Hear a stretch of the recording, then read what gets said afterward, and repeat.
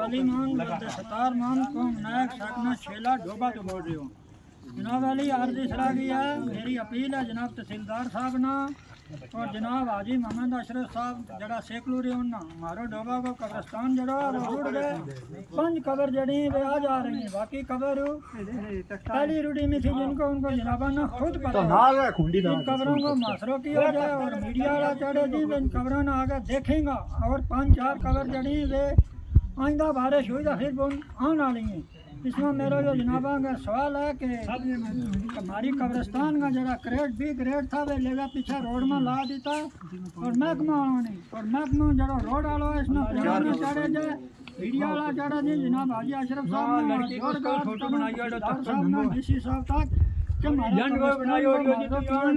कब्रिस्तान में ढंगा या क्रेड लाए जी इस तो बाद जनाब अली सवाली को सवाल कदे नहीं रद्द करना चाहिए मैं भी मरनू तमाम मुसलमान जड़ाई उन्नी मरनू है जनाब हाजी अशरफ साहब